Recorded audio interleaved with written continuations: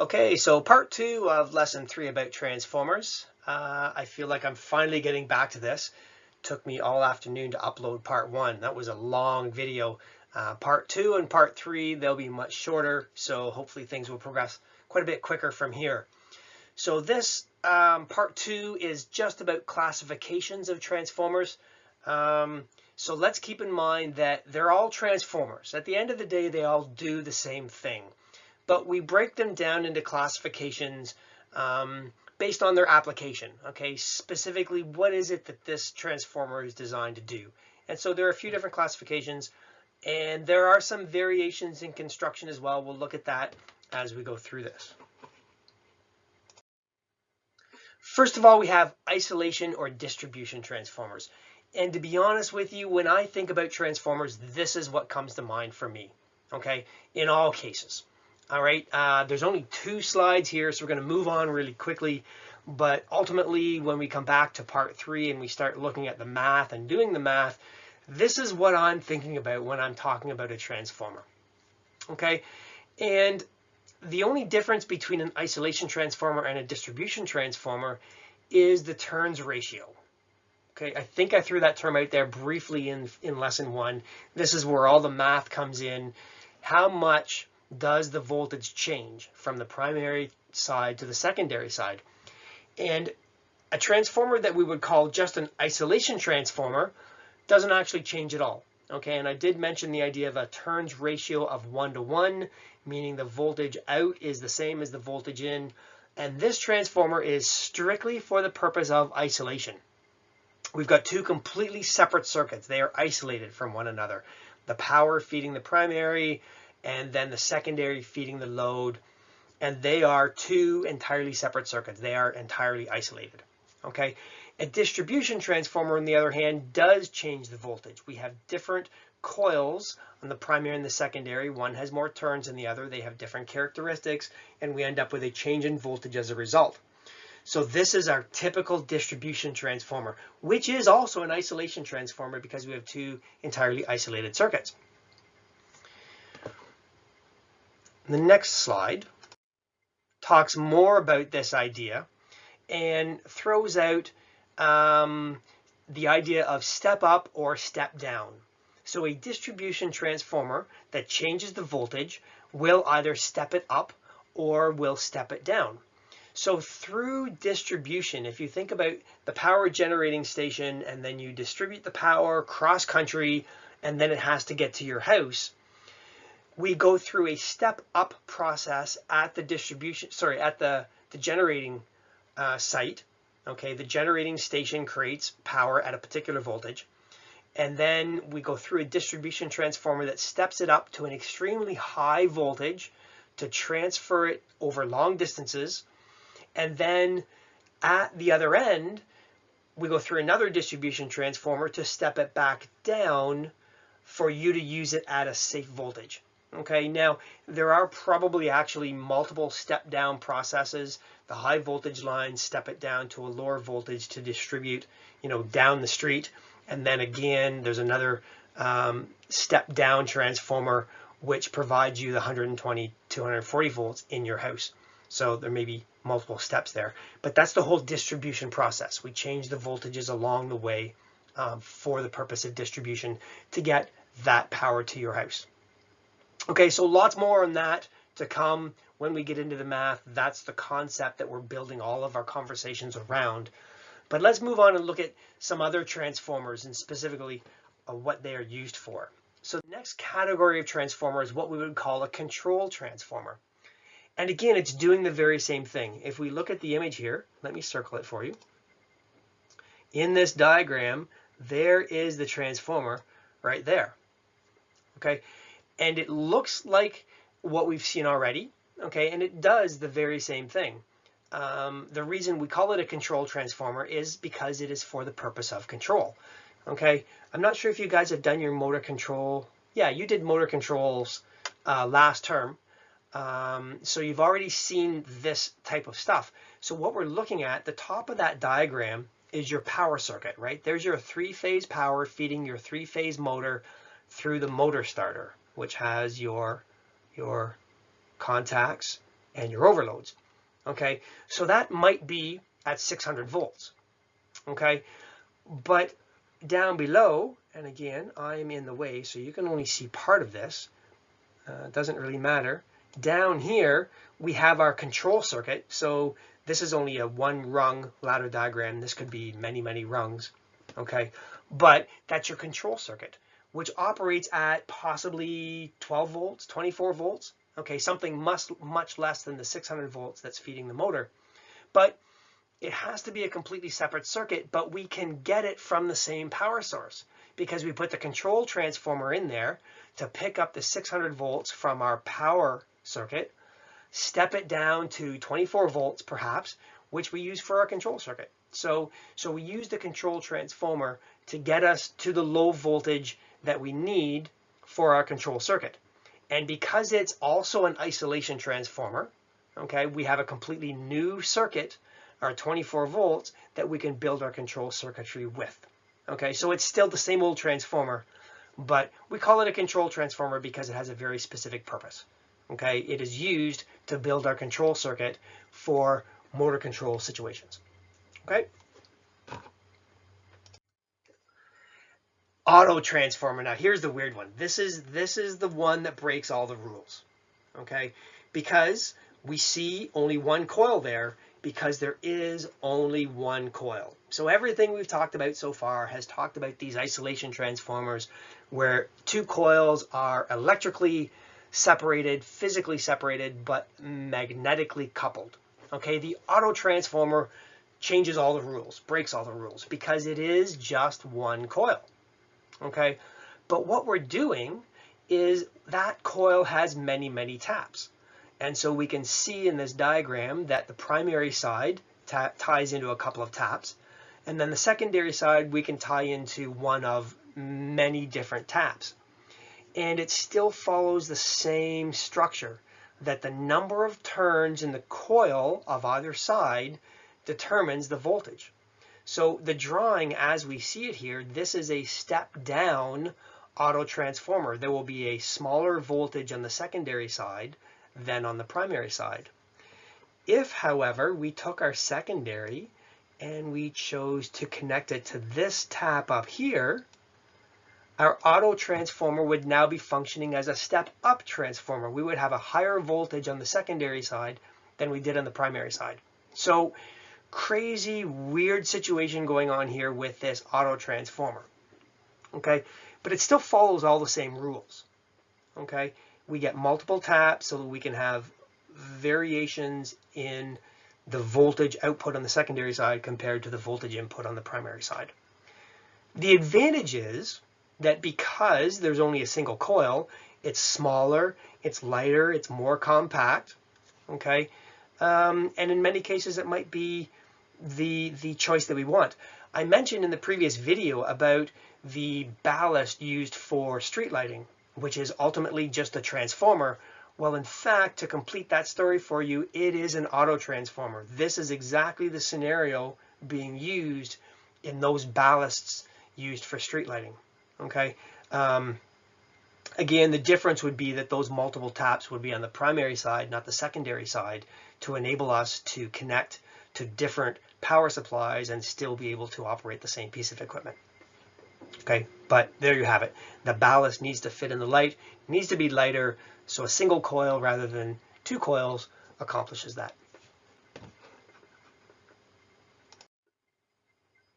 Here's another example of an auto transformer. Okay, we can see that the common winding, the secondary tap point right here is at 50%, which means that the output voltage is going to be half of the input voltage and then connected to the load. Okay, really not much more to say there. I've already had the full conversation about an auto transformer. Same thing, single coil. Oh, conversation is going to go on and on. The primary and secondary circuits therefore have a number of winding turns in common. Since the volts per turn is the same in both windings, each develops a voltage in proportion to its number of turns. So that sums it up right there. If the secondary taps off at the 50% point, then the secondary voltage will be 50% of the primary voltage. Okay, same could be said at 25% or 75%. That's how we determine what our output on the secondary will be from our auto transformer. Not unlike a multi-tap secondary from any regular isolation transformer. Now an auto transformer can do this for us as well. This functions very much like a variable resistor, except instead of offering variable resistance, it offers variable output voltage. So if the secondary connection uses a sliding brush, which allows it to connect to any point along the coil, you have what is nearly continuously variable turns ratio. So we can attach the secondary at any point in the coil, and we call this a variac. Okay, and this is exactly what it does. It offers us the ability at the turn of a dial to change our voltage output. Okay, and it is simply an auto transformer with an unlimited multi-tapped secondary. Now we have two instrumentation transformers. Okay, so way back at the very beginning of the first part, I said that transformers change the voltage as the goal and change current at the same time as an unavoidable secondary result. Okay, with one exception, and this is it. So we're getting into all the exceptions now. We've seen the auto transformer, and here's what we call a current transformer, okay, referred to as a CT. Okay, and once again, it's just a transformer, just like every other transformer, but this one has the specific purpose of changing the current. Okay, and the voltage unavoidably is going to get changed as well, but the purpose of the current transformer is to change the current. Okay, a current transformer is a measurement device designed to provide a current in its secondary coil proportional to the current flowing through its primary. Okay, and the purpose of the CT is for metering. Okay, so it says here it's a measuring device, so we're measuring the amount of current so that we can meter the service. Okay, so what we're looking at here, these are three large wires, 1, 2, 3, providing three-phase power in some kind of a large facility. Let's call it a manufacturing plant. The fourth wire here is the neutral. We don't need to monitor or meter the neutral current. Okay, what we're doing is we're looking at the current through line 1, line 2, and line 3 of our three-phase power supply system. So we put a CT, we clamp a CT around each of the three lines feeding the plant, and there's a great deal of current here. I don't know, maybe 200, maybe 600, maybe 1,000, maybe 5,000 amps flowing through these three large wires. I don't know, depends on the size of the plant. You can't take a typical meter like you have on the side of your house and ask it to measure hundreds or thousands of amps. It simply is not built to do that. And so the current transformer steps the current down to a much smaller level that is safe for the meter to measure. Okay? So what do you suppose this transformer does when it steps down the current?